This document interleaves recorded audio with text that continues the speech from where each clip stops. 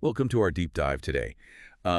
We are going to be looking at computer network security technologies, Okay. and we're going to be taking a look at a study from the Bangalore Institute of Technology called A Brief Study of Computer Network Security Technologies. Yeah. We're going to kind of unpack the core principles, examine the interplay of the technologies, Yeah. and really analyze how these systems work together to protect our digital world. Yes.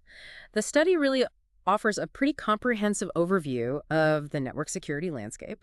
It delves into the very definition of network security and, highlighting the critical need for making sure that systems are reliable and that the information, that's on these systems, Yeah. that it has confidentiality, integrity, and availability. Right. So, like, what is network security? I think that's kind of a good place to start. Well, I mean, it really is the protection of the network and the information in it. Okay. But it really is about reliability and confidentiality and integrity, and then also, like I said, availability. Right.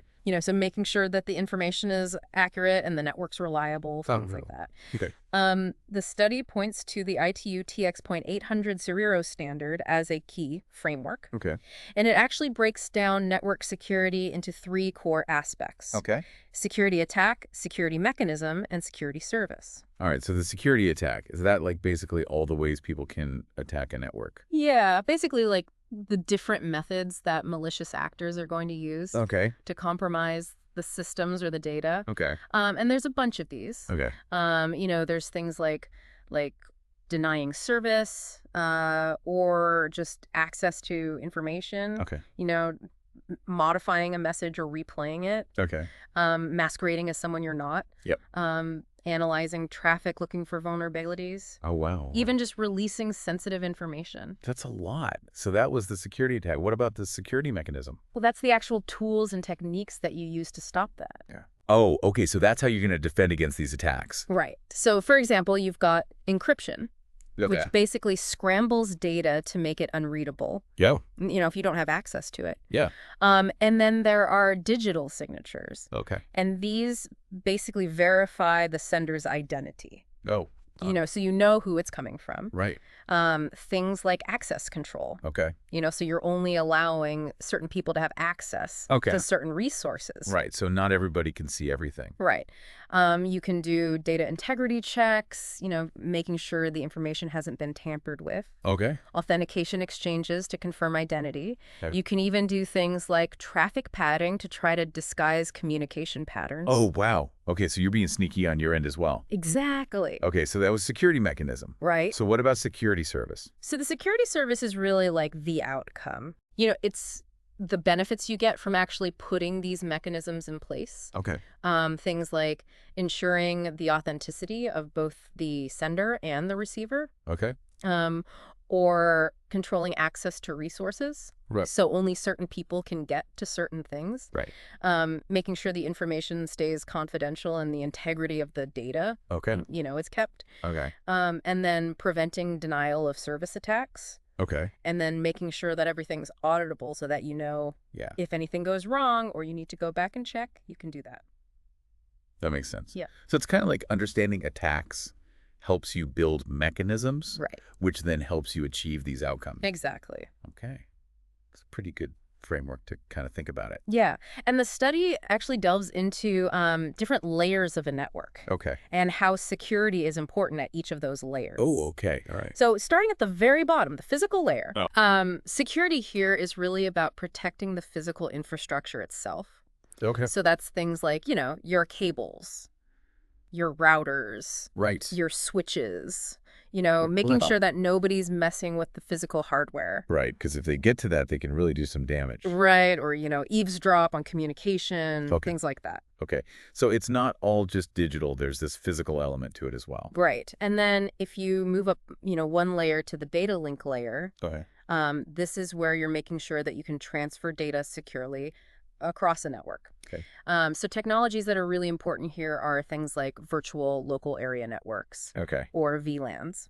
Okay. And these segment the network to isolate traffic. Oh, okay. And you can also employ encryption methods in wide area networks. Okay. So when you're sending information over long distances, Okay. it's encrypted and protected. All right. So that's kind of like securing the pathways for data transmission. What Okay. about the network layer? So the network layer is responsible for routing data packets across the network. Okay. So, at this level, you're making sure that only authorized users can get onto the network, Got that the routing is accurate and reliable, and that the communication is actually protected. Okay. So you're preventing any snooping or any blockage. Okay, so this is where something like a firewall would come in, right? Exactly. The firewall is really working at that network layer. Okay. And then moving up, you've got the transport layer, which focuses on making sure that there's a secure and reliable flow of information between applications. Okay. So this is where you see protocols like Secure Sockets Layer or Yeah. SSL Right. and Transport Layer Security or TLS. Okay. And these are going to encrypt our data as it's traveling over the network. Okay. So things like online transactions, communications, Right. all those sorts of things are protected. Okay. So that's like when we see that little lock in our browser bar. Exactly. Okay. Yeah. So what about the operating system layer? Okay, so the operating system layer is all about making sure that the operating system itself is secure. Okay. So this is responsible for managing and protecting things like servers, Okay. databases, your mail system, your web server, Okay. all those sorts of things. Right. So it's a lot of things that are running on an operating system. Right. I mean, it's incredibly complex. Yeah. And so because of that, it actually uses a combination of security technologies Okay. to make sure that you've got, robust protection. Okay. What about the application layer? So the application layer is where users actually interact with the network. Okay. So through all sorts of different applications. Right. Okay. And so here you're focusing on securing the applications themselves, Okay. making sure that the content of communication is protected, Okay. that authentication is robust, and that you have auditing systems in place so that you can track activity. Right. Okay. So those are the layers, and each of those layers is vulnerable in different ways, and you have to take different approaches to protecting them. Right. Okay. Now, the study goes into a little bit more depth about 6 core principles Okay. that underpin effective network security. Right. Confidentiality, authenticity, integrity, dependability, availability, and auditability. Okay. Those are a lot of auditabilities. Yeah. What about confidentiality? So confidentiality is pretty straightforward. Okay. It's making sure that only authorized individuals can access, certain information. Okay. So, think about things like medical records, Right. your financial data, Yeah. personal messages, things like that. Right. And so confidentiality mechanisms are there to protect this information from disclosure Okay. to unauthorized parties. Right. So that somebody who shouldn't be seeing it can't see it. Exactly. Okay. What about authenticity? Authenticity is about, verifying identities. So making sure that, someone is actually who they say they are. Right. So, for example, if you get an email from your bank, Okay. you want to be sure that it's actually from your bank Right. and not some phishing attempt. Right. Or somebody pretending to be them. Right, exactly. So authentication is about verifying those communications and transactions and making sure that they come from legitimate sources. Okay. Given how easy it is to impersonate somebody online, Right. that seems like a pretty big one. Yeah. Okay. What about integrity? Integrity is about making sure that the information that you're working with Okay. hasn't been altered Okay. in any way. Okay. So during transmission or during storage. Okay. So if I send you a message, that you're getting the message I sent you. Right. So for example, if you're transferring money online, Okay. you want to be sure that the amount that you sent is the same amount that was received. Right. And it hasn't been tampered with. So these integrity mechanisms basically guarantee that the data hasn't been modified Okay. or corrupted. Okay. So that makes sense. What about dependability? So dependability is about the reliability of the whole communication process. Okay. So it's preventing the sender or the receiver from denying that they were involved in a communication. Okay. So think about signing a digital contract. Okay. You want to be sure that neither party can later say, oh, I never sent that, or I never received it. Right. So it's like a digital paper trail. Exactly. Okay. So it's providing a non-repudiation mechanism. Exactly. Okay. That makes sense. What about availability? Availability is just about making sure that, authorized users can access the information Okay. and resources Okay. when they need them. Okay. So, imagine a hospital network going down Yeah. during an emergency. Right. That's a big problem. Yeah, that's a big problem. Yeah, absolutely. So systems have to be designed to make sure that they are reliable. Right. And that you can always access these essential services and data. Okay, that makes sense. So what about auditability? So auditability is about making sure that every action that's taken, in terms of security, Okay. is actually logged Okay. and can be reviewed later. Okay. So think of it like a security camera, Okay. right? That's recording all the activity within the network. Okay, so it's kind of like a digital security log. Right. It lets you trace back what happened, Okay. identify vulnerabilities, hold people accountable. Okay. That's a lot to think about. Yeah, So that's kind of like the foundation of, network security. exactly. What are some of the technologies that kind of address these challenges? Well, one of the most important is going to be authentication. Okay, so that's the whole idea of verifying who's who. Exactly. And, in a world where we are increasingly reliant on mobile devices and public networks, Mm-hmm. Traditional security measures often fall a little short. Okay. So, public networks, like in cafes or libraries, they expose secure networks to all sorts of vulnerabilities Right. because people can connect their potentially compromised devices to those networks. That's right. So even if the network is secure, the devices that connect to it Right. might not be. Exactly. And they might not have, up-to-date security software or, Okay. they could bypass the external firewalls. Yeah. So they pose a risk. So that's kind of a scary thought because, you go to a cafe, you connect to their Wi-Fi, Right. you assume it's secure, but then somebody with a compromised device could be sitting next to you. Exactly. And the network itself might be secure, but, the devices connecting to it might not be. Right. Okay, so mobile devices. Right. So mobile devices, they pose a little bit of a dual threat Okay. because not only are they susceptible to infection themselves, Right. but they can easily spread that malware to other devices. Oh, wow. And other networks. Okay. They might connect briefly, long enough to spread something Oh, wow. before the detection systems even realize what's going on. Okay, that's a good point. I never really thought about that. So just connecting for a short time and then disconnecting is enough to spread it. Right. Okay, so what else is there to worry about? Well, even things like Lightweight Extensible Authentication Protocol, Yeah. or AEP, which is a pretty common access control, Okay. protocol, even those have their limitations. Okay. Because, you might authenticate correctly, but if you're coming from another network, you could unknowingly bring in an infected device. Oh, okay. So most networks aren't actually set up to prevent that sort of thing. All right. They might have resource-intensive, intrusion detection systems that are monitoring the network. Okay. But that's usually focused on the external communications. Okay. It's not looking at what's happening locally. Oh, okay.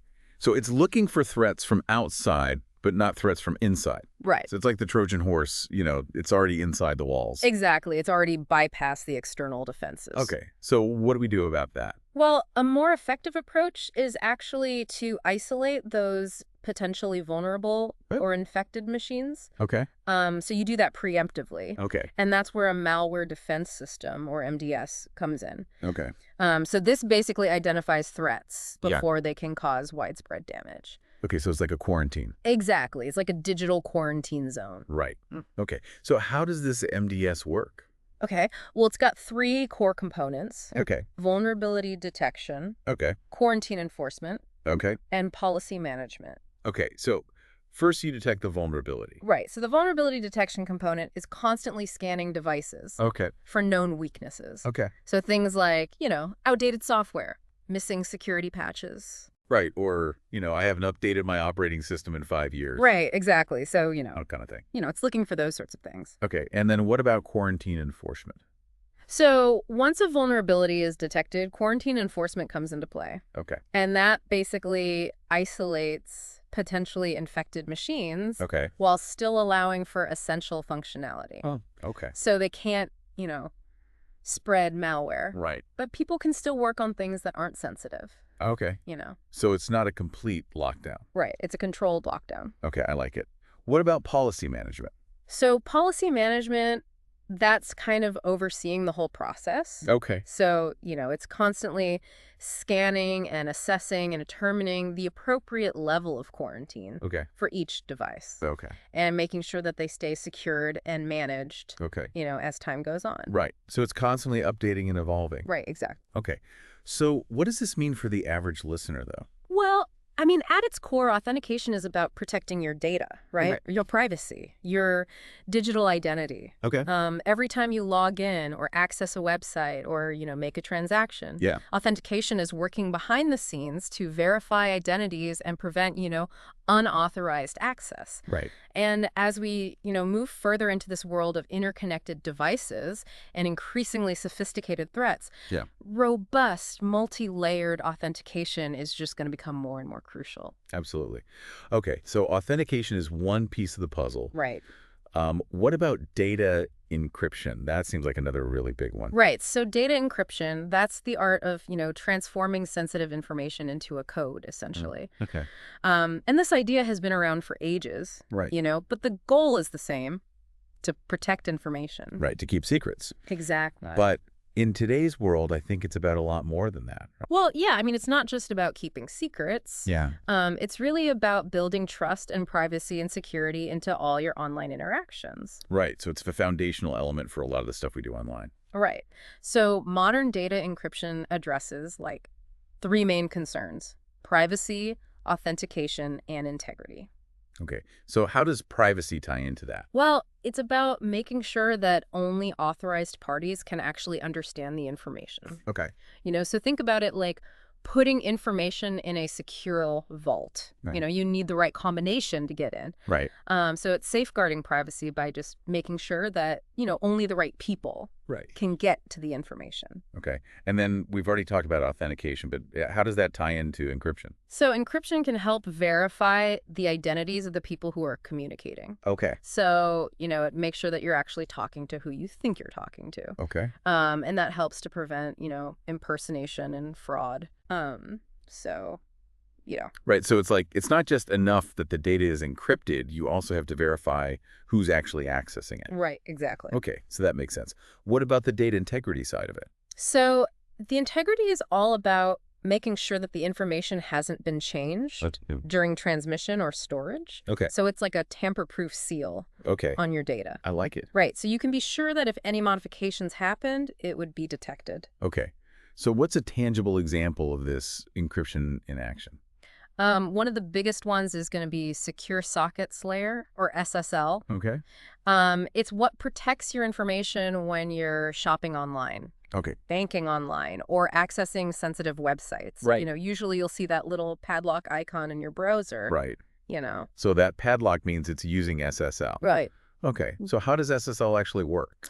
So basically imagine SSL as like a tunnel Okay. between your browser All right. and the website you're interacting with. Okay. And this tunnel, is created using encryption keys, which are basically complex codes that scramble and unscramble the data. Okay. So it's like a secret handshake between the browser and the website. Right. And even if somebody could intercept that data, they wouldn't be able to read it Okay. without the key. Right. So it's like, imagine sending a message in a locked box. Okay. Only the recipient, has the key. Right. So that process of creating the connection Okay.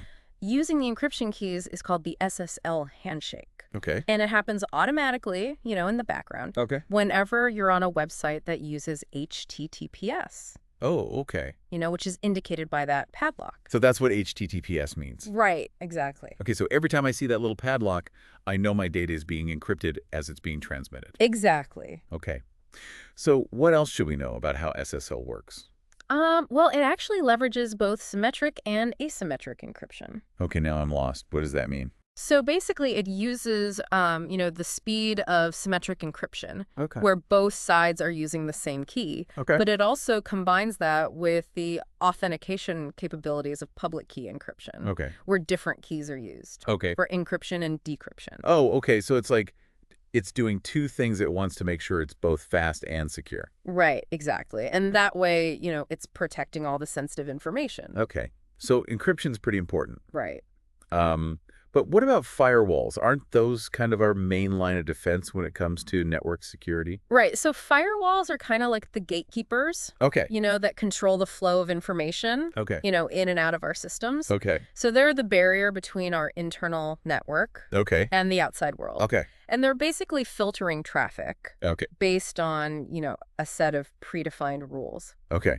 So they're kind of like the bouncers at a club. Exactly. They decide who gets in and who doesn't. And they're a combination of hardware and software, Okay. that's constantly monitoring and controlling network access. Okay. So there's different types of firewalls, right? Right. So the two main types are packet filtering firewalls and proxy firewalls. Okay. So what's a packet filtering firewall? So imagine like a security guard who's checking every single package that comes in Okay. or goes out. Right. And they're looking at the contents of the package Okay. and checking it against a set of rules. Okay. And if it meets the rules, it's allowed through. Okay. If not, it gets rejected. Right. Okay. So it's like a very detailed inspection. Right. It's looking at everything. Okay. What about a proxy firewall? So a proxy firewall is like an intermediary Okay. between our network and the outside world. Okay.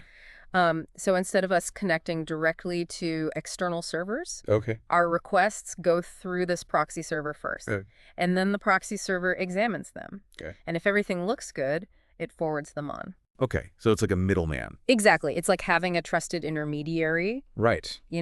handle our communications for us. Okay. So firewalls are obviously super important. Yeah. But they're not perfect. Right. Right. They definitely have some limitations. Yeah. So, while they're great at protecting against external threats, Right. they face some challenges, Okay. especially in today's world with big data. Okay. They're really focused on user operations Okay. and network layer access control, Okay. which means they're not really equipped to actually look at the content of communications, Oh. as it's happening. So they're kind of like they're checking who's coming in, but they're not checking what they're bringing in. Exactly. So they might block somebody who's unauthorized, Right. but they might not necessarily detect malicious content Okay. that's hidden inside of something that looks legitimate. Okay. So it's like a Trojan horse again. It looks harmless, Right. but it's not. Exactly. Okay. So what about antivirus software? So antivirus software is kind of like our immune system, Okay. right? In the digital world, Right. it's constantly on the lookout for those nasty digital viruses. Okay. And viruses, these are malicious programs that are designed to replicate, Okay. spread, Okay. across systems. Right. And then often, they'll cause harm or Right. try to steal your information. Right. So they're like little parasites. Okay. So how does antivirus software actually combat this? So it uses a variety of techniques Okay. to detect and then eliminate the viruses. Okay. One of the most common methods is signature-based detection, Okay. which is basically like a fingerprint database of known viruses. Okay. So it's got, a list of all the bad guys. Right. And it scans your files for those unique signatures. Okay. And then, if there's a match, it flags it Okay. as a potential threat. Right. So it knows what to look for. Exactly. But what if there's a new virus? What if it's not in the database? Right. So that's where heuristic-based detection comes in. Okay. So this analyzes files for suspicious characteristics, even Okay. if they don't match those known signatures. Okay. So it's kind of like profiling, Yeah. right? So it's kind of like profiling, if a file is exhibiting unusual behavior or potentially harmful actions, Okay. it weighs as a red flag. Okay. Then there's behavioral detection, which actually takes it a step further. Okay. Instead of just looking at the static characteristics, it's actually monitoring how programs execute. Okay. So if a program starts doing something malicious, Yeah. like deleting files or trying to, access sensitive data, Right. it's immediately flagged. Okay. So it's like it's watching the program as it's running. Right, exactly. And then, of course, we've got cloud-based detection. Okay. So how does that work? So this is where we're actually leveraging the power of the cloud. So the antivirus software can analyze huge amounts of data Yeah. Okay. and identify emerging threats much faster, Okay. because it's using this network of interconnected systems. Oh, so it's like a global network of computers working together. Exactly, and is constantly updating, Okay. its information. Okay. What other techniques are out there? Well, there's also sandbox detection, which is pretty cool. Okay. So this actually provides a safe, isolated environment Okay. to test potentially malicious files. Okay, so it's like a virtual test chamber. Exactly. So, if the file exhibits harmful actions, they're neutralized, Okay. before they can harm the actual system. Oh, okay. So those are just some of the techniques Right. that antivirus software is using. Exactly. And this is really important Yeah. because, there are so many different kinds of viruses out there. Okay, so what kinds of viruses are we talking about? So you've got things like file infector viruses. These infect program files. You're right. They alter the code Okay. to spread the infection. Okay. What else? You've got boot sector viruses. All right. These target the boot sector of a hard drive, Okay. which is, the code that runs when your computer starts up. Right. Okay. So they infect the boot process Okay. so that every time you turn on your computer, Oh, well. it's already there. Okay, that's pretty sneaky. Right. And then you've got things like macro viruses, Okay. which actually infect data files created by like Microsoft Word Okay. or Excel. Okay. And they're exploiting the macro functionality Okay. within those applications. So even a document can be a virus. Right, exactly. Then, of course, there's the notorious Trojan horse virus Okay. or Trojan viruses, Right. which disguise themselves as legitimate programs Okay. to trick people into installing them. Oh, yeah. And once they're in, they can unleash all sorts of havoc. Okay. So what else? Steal your data, corrupt files. Right. There's worms. Okay, those are bad. Right. So worms are a problem because they can self-replicate Okay. and spread across networks Okay. without any human interaction. Oh, wow. So they're just out there Right. spreading like wildfire. Okay. What else? Well, then you've got things like encrypted viruses, Okay. which actually encrypt their code. Okay. So it's very hard to detect them. Oh, wow. Okay. So that's a lot of viruses. Right. And there are new ones emerging every day. Okay. So even though we have this antivirus software, Right. it's still important to be aware of the threats. Right. Exactly. It's not a foolproof solution, Okay. but it's a good first layer of defense. Okay. So we've talked about firewalls. Right. We've talked about antivirus software. Right. What other kind of security measures should we be thinking about? Well, it's important to think about it not just in terms of the individual technologies, but also in terms of how they work together. Okay, so like a holistic approach. Right. So the concept of a layered defense strategy Okay. is really important. Okay. Imagine a castle with multiple walls, Okay. moats, Right. guard towers. Each layer adds another level of protection. Okay. So how does that work in network security? Well, let's say a user is trying to access a sensitive database. Okay. Right. Right. The first layer of defense might be a firewall, Okay. right, which controls network access. Okay. Make sure only authorized devices can even attempt a connection. Right. So it's like the first gatekeeper. Exactly. Okay. So what happens if the device gets past the firewall? Well, then the next layer might be an intrusion detection system, Okay. or IDS. Okay. So the IDS is constantly monitoring network traffic for suspicious patterns. Okay. Anything that deviates from the norm. Right. Okay. And what if it detects something? Well, it can trigger an alert or even take action automatically to block that activity. Oh, okay. So it's not just watching. It's actually doing something about it. Right. Okay. So let's say somehow the attacker gets past both of those. Right. So then that's when authentication mechanisms really come into play. Okay. And they're going to verify the user's identity before granting access. Okay. So that's like the final checkpoint. Exactly. And, you can even have strong authentication measures like multi-factor authentication, where you're providing, multiple forms of verification. Okay. So it's harder to get in. Exactly. It's not just a single password. Right. It might be a password and then, a code sent to your phone. Right. Okay. And then even if an attacker manages to get access, you've got your data encryption. Right. So even if they steal the data, they can't read it. Right. Okay.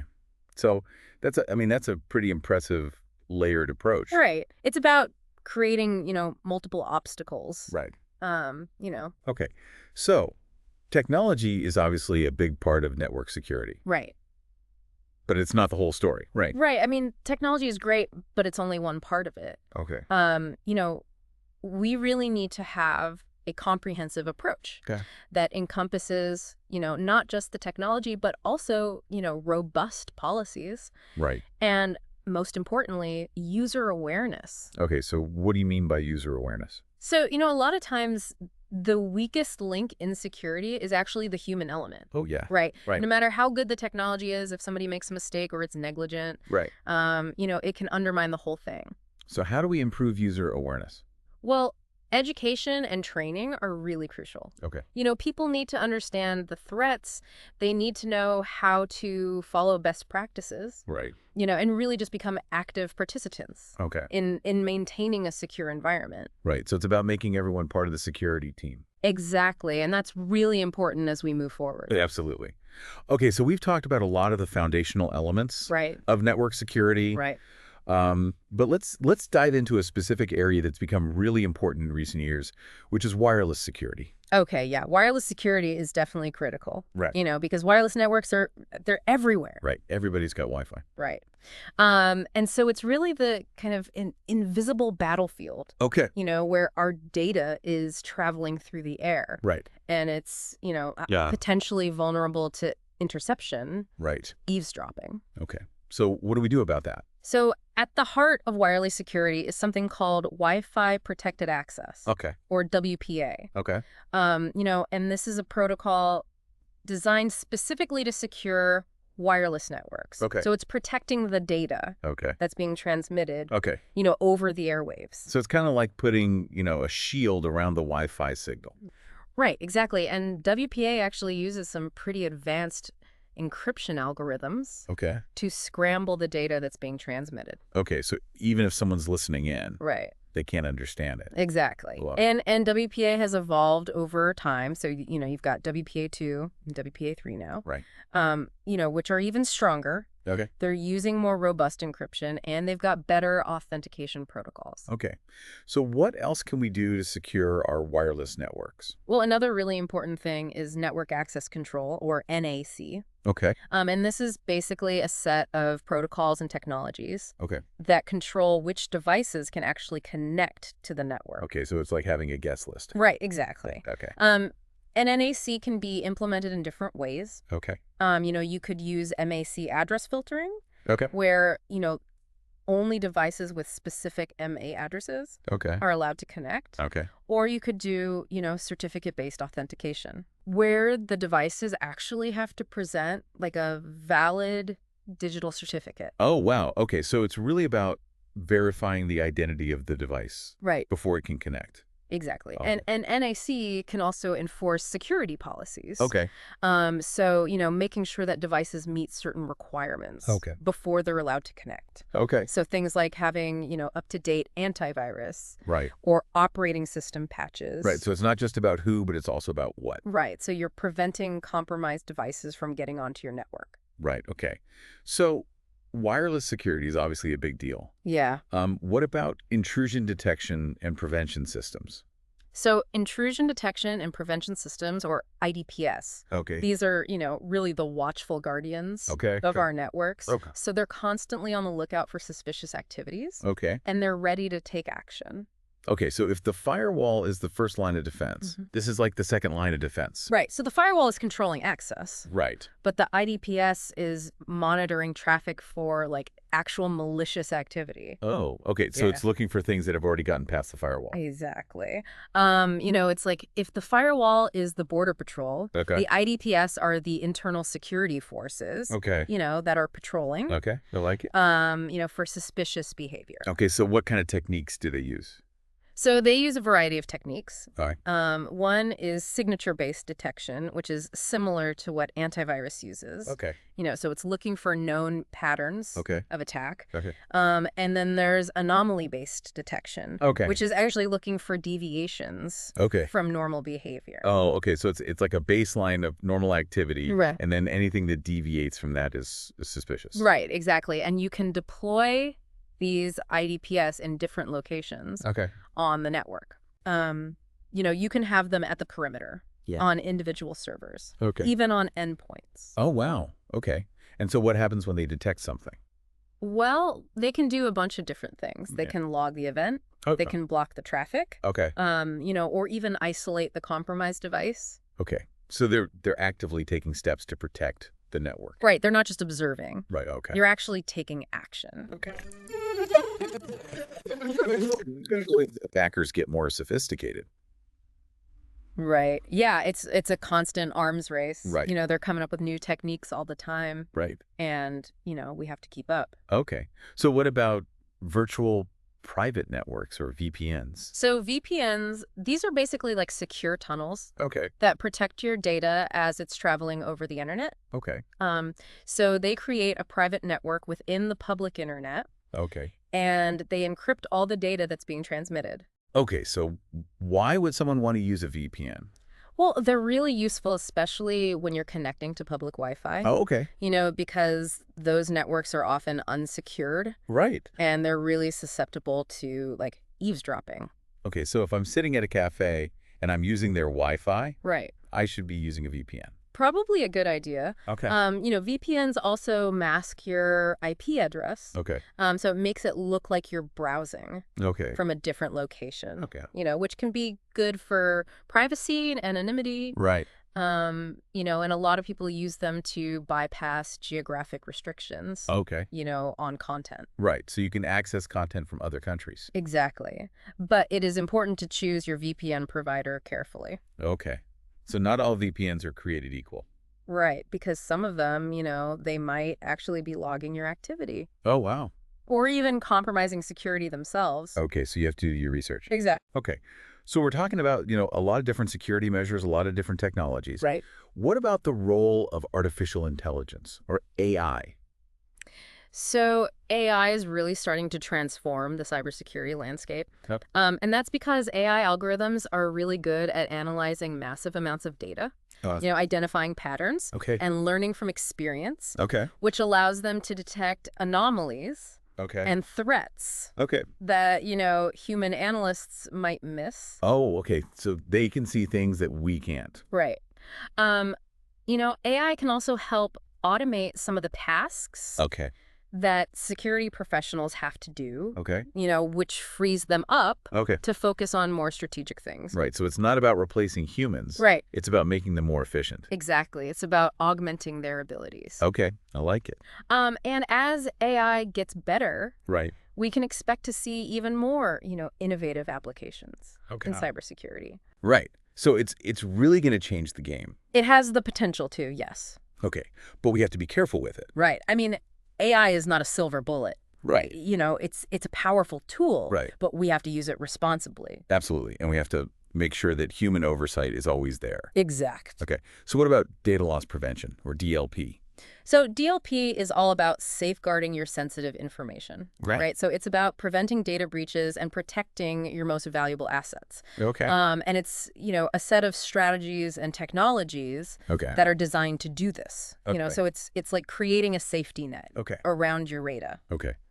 How does it do that? So, DLP solutions will typically use things like data classification, Okay. where they're actually identifying sensitive data Okay. and then tagging it. Okay. Data monitoring, where they're actually tracking the movement of data, Okay. and then data enforcement, where they're implementing policies Okay. to prevent unauthorized transfers. Okay. Yeah. So they're watching where the data goes. Right, exactly. They're making sure it doesn't fall into the wrong hands. Right. Okay.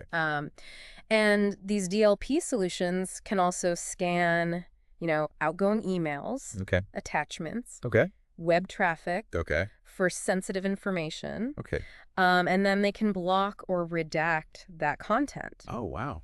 If it violates, some predefined policy. Okay. Yeah. And DLP is becoming increasingly important, Yeah. with all these data privacy regulations. Right. Exactly. So, things like the General Data Protection Regulation Right. or GDPR, Right. the California Consumer Privacy Act. Right. CCPA. Right. CCPA. Okay. So it's not just about protecting the data. It's about complying with the law. Right. It's about, doing the right thing. Okay. Ethically and legally. Okay. So we often focus on the digital aspects of network security. But what about the physical side? Right. So physical security it's also really important. All right. Right. And that's about actually protecting the infrastructure that supports our digital world. Okay. So things like servers, data centers, Right. network devices, all that kind of stuff. Right. So it's the actual physical hardware. Exactly. And it's about making sure that that hardware is protected. Okay. So what kind of things are we talking about? Well, things like securing server rooms, Okay. data centers, Yeah. having access control measures in place, Perfect. protecting network devices from theft or damage. Right. Okay. So it's like having security guards Right. and locks on the doors. Right, exactly. And you can even use, things like surveillance cameras, Right. motion sensors, alarm systems, biometric authentication. Right. Okay. So it's about layering physical security, Right. just like we layer digital security. Okay. And it's also important to think about environmental factors. Yeah. Things like fire suppression systems, Right. power backups, Right. to make sure that your infrastructure can withstand, Yep. whatever might happen. Right. So it's about being prepared for anything. Exactly. Okay. So we've talked about a lot of different technical measures. Right. What about something like social engineering? How do we protect against that? So social engineering is all about deception, Okay. right? Correct. It's where attackers are exploiting human psychology Okay. to gain access to information or systems. Okay. So it's not about hacking a computer. Right. It's about hacking a person. Right. Okay. And they often do this by bypassing all the technical defenses Okay. and just preying on our vulnerabilities. Okay. So what kind of vulnerabilities? Well, things like, trust, helpfulness, Right. fear, Okay. So they might create these like really believable narratives, Okay. or they might try to exploit our emotions Yeah. and manipulate us into, making a mistake. Right. Okay. So, how do we protect against that? Because that sounds pretty scary. It can be. But one of the best defenses is actually user education. Okay. Right. So if you train people to recognize the signs Okay. of a social engineering attack, Okay. to question suspicious requests, Right. to follow, best practices for protecting information, Okay. that's really the best way. Okay. So it's about being skeptical Exactly. and verifying everything. Right. If something seems too good to be true, Right. it probably is. Okay. So let's say, despite all of our best efforts, a breach occurs. Right. What do we do then? So that's where incident response comes in. Okay. And this is the art of containing and mitigating the breach. Okay. Minimizing damage and recovering as quickly as possible. Okay.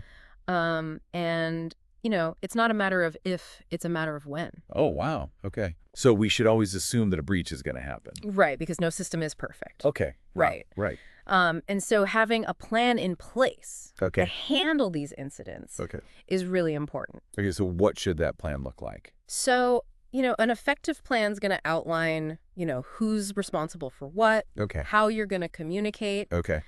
how you escalate things, Yeah. and what your recovery steps are. Okay. So it's like a roadmap for dealing with a breach. Right, exactly. Okay. And, incident response involves a bunch of different things. Okay. You have to detect and analyze the breach. Yeah. You have to contain the damage. Okay. You have to get rid of the threat. Right. You have to recover the affected systems. Okay. And then you have to do a review Okay. to figure out, what happened Right. and how to prevent it, Okay. in the future. Right. So it's not just about reacting, it's about learning. Exactly. Yeah. And a lot of times, incident response will actually involve working with other people, Okay. like law enforcement Right. or, cybersecurity firms, Right. because they might have specialized knowledge Right.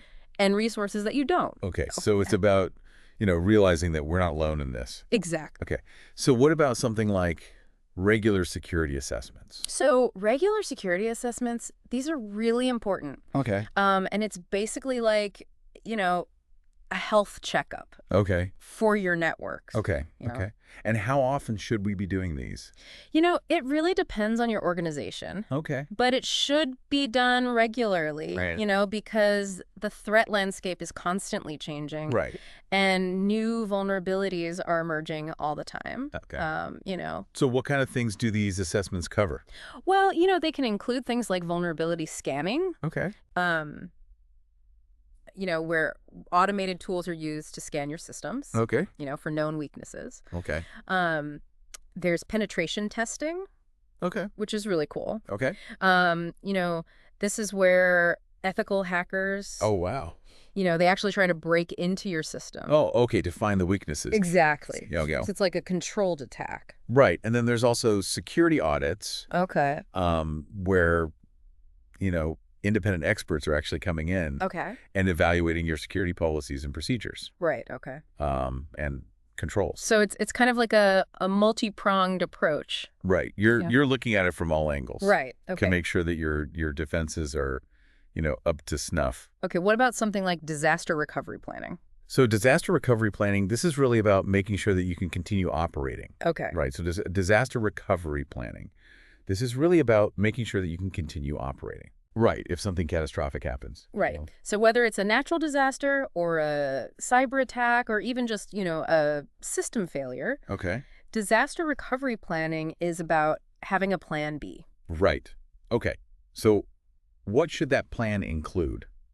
So it should definitely include strategies and procedures for restoring your critical systems and data. Okay. It's all about minimizing downtime Okay. and making sure that you can get back up and running. Right. So what kind of things should we be thinking about? Well, data backups are really important. Right. Having your data stored off-site, Okay. having redundant systems, failover mechanisms, all that Okay. kind of stuff. Right. So it's about having, multiple copies. Right, and multiple ways to access them. Okay. And disaster recovery planning should also include, not just the technical stuff, Okay. but also your business processes. Okay. How are you going to communicate? What about human resources, all that kind of stuff. Okay. And these plans should be tested regularly. Oh, okay. Right. So it's not just something you write down and put in a drawer. Exactly. It's like a fire drill. Okay. You have to practice. Right. So that you know what to do when the alarm goes off. Exactly. Okay. So speaking of data backups, I mean, those are obviously critical. Right. Data backups are essential. Okay. They're your safety net Okay. in case something happens. Okay. Whether it's an accident Okay. or, a hardware failure or a cyber attack. Okay. Data backups are what's going to let you recover that information. Right. So, it's all about creating copies of your important files Right. and storing them somewhere else. Okay. Whether that's an external hard drive or a cloud storage service Okay. or, a dedicated backup server. The important thing is to have multiple copies Okay. and to store them in different locations. Okay. So what's a good rule of thumb for data backups? So a lot of people follow the 3-2-1 rule, Okay. which is basically 3 copies of your data Okay. on 2 different types of media Okay. with 1 copy stored offsite. Oh, okay. Right. So 3 copies total. Right. 2 different media. Right. 1 offsite. Exactly. Okay, that's a good rule of thumb. Yeah. So we've talked a lot about different technologies and strategies. Right. But what about the people who are actually using these systems? Right. So user training Right. and awareness. Right. These are also critical because, we want to empower users Okay. to become, that first line of defense. Right. So they can recognize threats. Okay. They can follow best practices, Okay. and they can make informed decisions Okay. about security. Right. So it's about education. Right. It's about giving them the tools they need to protect themselves. Exactly. And these training programs can cover a wide range of topics. Okay. Like what? Well, things like password security, Okay. how to spot a phishing email, Okay. social engineering tactics, Okay. malware prevention, safe browsing habits. Okay. So basically everything we've been talking about. Right. Just, giving people the knowledge they need Okay. to make good decisions. Okay. So as we wrap up our deep dive today, Mhm. I mean, what are some key takeaways that you would want our listeners to kind of remember? Well, I think, one of the most important things is that network security is a journey, not a destination, Okay, right? right. It's constantly evolving. Right. New threats are emerging all the time. So, we have to stay vigilant. Right. We have to adapt, Right. and we have to keep learning. Okay. And it's really a shared responsibility. It's not just on the IT professionals. That's right. It's on everybody. Right. We all play a role. Exactly. Okay. Well, this has been incredibly informative. Good. Thank you so much for sharing your expertise with us today. My pleasure. I think we all learned a lot about the complexities of network security. Yeah. And the importance of, taking a proactive approach, Absolutely. to protect ourselves and our data. Right. So to our listeners out there, please stay curious, stay vigilant, and stay secure.